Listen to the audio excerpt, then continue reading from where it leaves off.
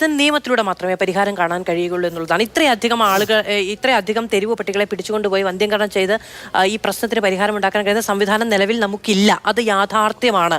അപ്പോൾ എന്താണ് ഇതിൻ്റെ പരിഹാരം? ഇപ്പോൾ സർക്കാരിന് വേണമെങ്കിൽ കോടതിയിൽ പോകാം, അല്ലെങ്കിൽ നിയമമാറ്റം ഉണ്ടാകാൻ വേണ്ടി MP-മാർക്ക് പരിശ്രമിക്കാം.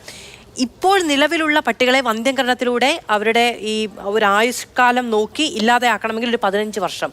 ഈ 15 വർഷത്തിനിടയിൽ ഇതിന് പരിഹാരം കാണാമെന്ന് കരുതിയിരിക്കാൻ കഴിയുന്ന സാഹചര്യം നിലവിൽ നമുക്കില്ല. ഒരു പ്രശ്നം നമ്മുടെ മുമ്പിലുള്ളപ്പോഴേക്കും അത് പരിഹരിക്കുവാനുള്ള എല്ലാ സാധ്യതകളും നമ്മൾ പരിശോധിക്കണം.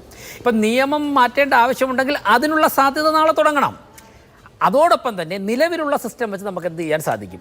ഇപ്പോൾ ഇവിടെ റെജി ലൂക്കോസ് പറഞ്ഞല്ലോ, ഇതിനെ പിടിക്കാൻ വേണ്ടി ഡോഗ് ക്യാച്ചേഴ്സിനെ കിട്ടുന്നില്ലെന്ന്. അതിനോട് ഞാൻ വിയോജിക്കുകയാണ്. കാരണം ഒരുപക്ഷെ നമ്മുടെ നാട്ടിൽ കിട്ടിയില്ലെങ്കിൽ കൂടുതൽ ശമ്പളം കൊടുത്തു കഴിഞ്ഞാൽ പുറത്തുനിന്ന് വരും. എന്തെല്ലാം പണിക്ക് കേരളത്തിന് പുറത്തുനിന്ന് ആൾക്കാരുണ്ട്, പിന്നെയാണ് പണം കൊടുത്തു കഴിഞ്ഞാൽ ആൾ വരാത്തത്. ഇപ്പോൾ നക്കാപ്പിച്ച കൊടുത്ത് ഒരു ദിവസം രാവിലെ തൊട്ട് രാത്രി ഒരു പട്ടിക പറഞ്ഞ് ഓടുന്നതിന് 650 രൂപ കൊടുത്തതിന് ആരും വരില്ല. ഒരു നായെ പിടിക്കുന്നതിന് ഒരു 500 രൂപ കൊടുക്കുന്നതിരിക്കട്ടെ, ആൾക്കാർ വരും. അപ്പോൾ അവന് ഒരു ദിവസം ഒരു 10 എണ്ണത്തിന് പിടിച്ച് 5000 രൂപ കിട്ടും. ഇപ്പോൾ തിരുവനന്തപുരത്ത് 8400 നായ്ക്കളുണ്ടെന്നോ ഞാൻ കണക്ക് നോക്കി.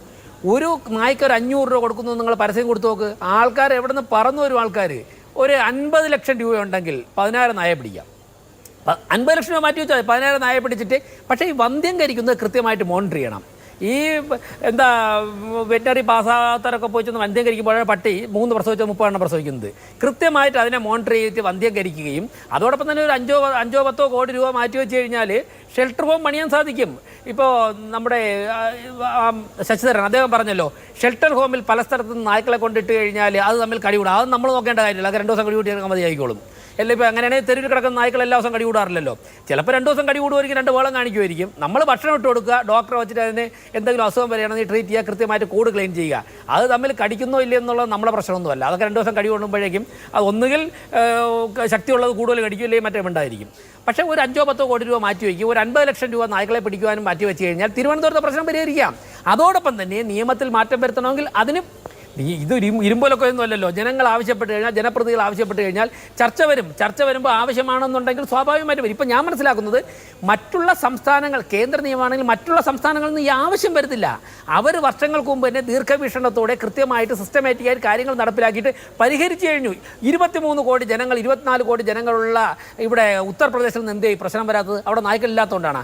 അപ്പോൾ കേരളത്തിലാണ് ഇതിൻ്റെ ആവശ്യമെങ്കിൽ കേരളത്തിൽ നിന്ന് സമ്മർദ്ദം ചെലുത്തേണ്ട ഘടകങ്ങൾ സമ്മർദ്ദം ചെലുത്തണം. ഞാൻ ഒരു കാര്യം പറയാം. ഇപ്പോൾ തെരുവ് നായ്ക്കളെ വന്ധ്യംകരിക്കുന്നതിൽ പോലും നടക്കുന്ന അഴിമതിയാണ് ഇവിടെ പ്രശ്നം. നേരത്തെ സംസാരിച്ചു പോയപ്പോൾ ഒരു വാക്കുപയോഗിച്ചു, മാഫിയകൾ. പേവിഷത്തിനെതിരായി എടുക്കുന്ന വാക്സിൻ അതുപോലും എടുത്തിട്ട് പരിഹരിക്കാൻ കഴിയുന്നില്ലെങ്കിൽ അതിനെ പോലും ഡയല്യൂട്ട് ചെയ്യാൻ ഇന്ന് മാഫിയകൾ കടക്കുന്നു. അപ്പോൾ ഇവിടെ പോലും എവിടെയൊക്കെ ഏതൊക്കെയോ കോണുകളിൽ അഴിമതി നടക്കുന്നത് കൊണ്ടാണ് സിസ്റ്റമാറ്റിക്കായിട്ട് പ്രശ്നം പരിഹരിക്കാൻ സാധിക്കാത്തത്. ഈ പ്രശ്നം പരിഹരിച്ചേ മതിയാവുകയുള്ളൂ. തെരുവ് നായ്ക്കളുടെ അനുമതിയോടുകൂടി മാത്രമേ മനുഷ്യന് നാട്ടിലിറങ്ങി നടക്കാൻ സാധിക്കുകയുള്ളൂ എന്നുള്ള അവസ്ഥ പരിതാപകരമാണ്. ഗവൺമെൻറ്റും തദ്ദേശ സ്വയംഭരണ സ്ഥാപനങ്ങൾ ഇടപെടണം. ഞാനും മാധു ഇരുന്ന് സംസാരിക്കുന്നത് തിരുവനന്തപുരത്താണ്, തിരുവനന്തപുരം കോർപ്പറേഷനിലാണ്.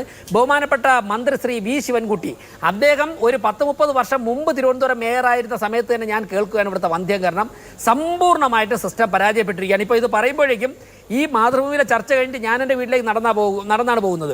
4-5 പട്ടികൾ അവിടെ കാത്തു കിടക്കുകയാണ്. ഇതിൽ പ്രശ്നം എന്താ വെച്ച് കഴിഞ്ഞാൽ, ഈ മാലിന്യം വലിച്ചെറിയുമ്പോൾ, അതായത് ചോര പുരണ്ട ഇറച്ചി റോഡിലേക്ക് വലിച്ചെറിയുന്നത് തിരുവനന്തപുരത്ത് വ്യാപകമായിട്ട് കാണുന്നുണ്ട്, പല സ്ഥലങ്ങളിലുമുണ്ട്. അപ്പോൾ എന്താ ചെയ്യുന്നത്? ഈ ചോരയുടെ രുചി അറിഞ്ഞ നായ്ക്കളുണ്ട്, അതാണ് മനുഷ്യനെ കൂടുതലായിട്ട് കടിക്കുന്നത്. പിന്നെ അത് എന്ത് ആഹാരം കൊടുത്തു കഴിഞ്ഞാലും അത് ഇറച്ചി കിട്ടണം. അപ്പോൾ മാലിന്യ പ്രശ്നം, തെരുവുനായ് പ്രശ്നം, ഇതൊക്കെ തന്നെ കണക്ട് ചെയ്തിട്ടുള്ള ഒരു ഇഷ്യൂ ആയിട്ട് മാറിയിട്ടുണ്ട്. ഇപ്പോൾ പേവിഷത്തിന് എതിരായി കുത്തിവയ്പ്പ് നടത്തുന്ന വാക്സിനേഷൻ, ആ വാക്സിനേഷനിൽ പോലും ഇഫക്റ്റ് ഇല്ലാതെ വരുന്നത് കേരളത്തിലെ ജനങ്ങൾ ആശങ്കയോടെയാണ് കാണുന്നത്.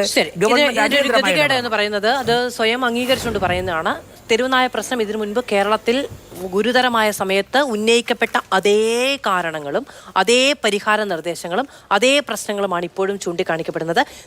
ഇതിനൊരു തുടർച്ച ഉണ്ടാകുന്നു എന്നതിനപ്പുറത്ത് നടപടി ഉണ്ടാകുന്നില്ല എന്നുള്ളതാണ് ഏറ്റവും വിഷമം ഉണ്ടാക്കുന്ന ഒരു സംഗതി എന്ന് പറയുന്നത്. ഇനിയെങ്കിലും അതിന് പരിഹാരം ഉണ്ടാകും തുടർ ദിവസങ്ങളിൽ എന്നാണ് വിചാരിക്കുന്നത്. അതിനനുസരിച്ചുള്ള വാർത്തകളും റിപ്പോർട്ടുകളും ചൂണ്ടിക്കാണിക്കലുകളും നിരന്തരമായി ഉണ്ടാവുകയും ചെയ്യും.